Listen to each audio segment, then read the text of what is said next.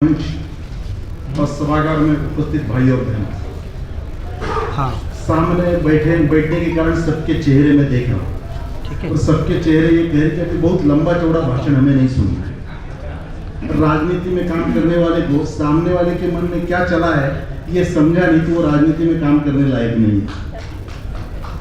जिस कार्यकाल में इस मंदिर की, इस मूर्ति की सीतामढ़ी में करने का संकल्प करने के लिए हम सब इकट्ठा हुए हैं, इस कार्यकाल का एक विशेष वहां क्यों करना चाहिए, उससे क्या होगा, कैसी प्रेरणा मिलेगी, विश्व में क्या मैसेज जाएगा, ये इंद्र जी के भाषण में हम सब लोगों ने सुना है।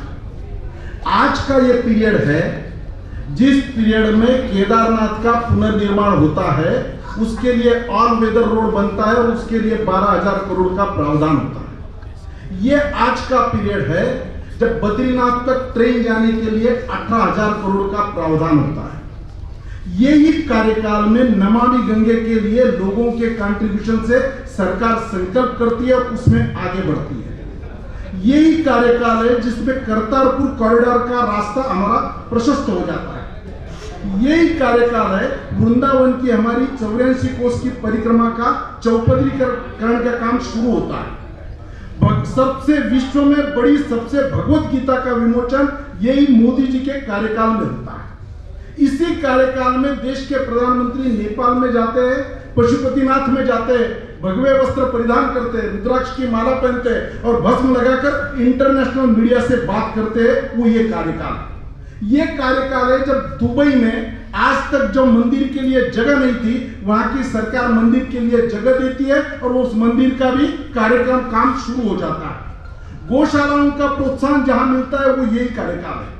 कुंभ मेला को विश्व का एक इस प्रकार का आइडल खड़ा करने का काम इसी कार्यकाल में होता है।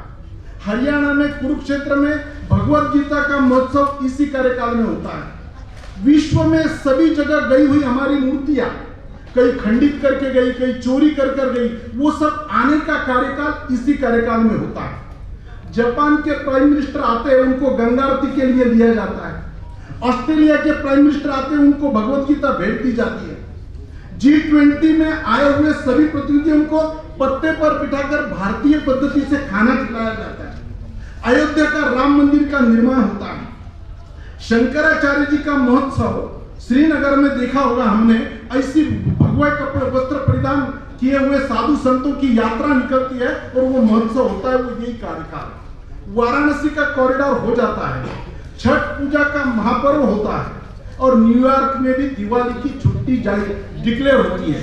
ये कार्यकाल में हम कोई भी संकल्प कर ले, इस प्रकार के संकल्पों को अनुकूल वातावरण देश में है, इसका ठीक आकलन करने वाली सरकार है और इन बातों से कितनी बड़ी प्रेरणा मिलती है। हम मंदिरों की संस्कृति वाले लोग हैं, इसलिए ये जो भव्य दिव्य मंदिर का संकल्प करने के लिए हम सब लोग आए हैं, मुझे लगता नहीं कि इसमें कोई कमी आएगी। हमने ये देश में देखा है, गांव-गांव से लोहा इकट्ठा होकर स्टैच्यू ऑफ यूनिटी होता है और विश्व का सबसे ज्यादा तीर्थाटन करने का स्थान बनता है।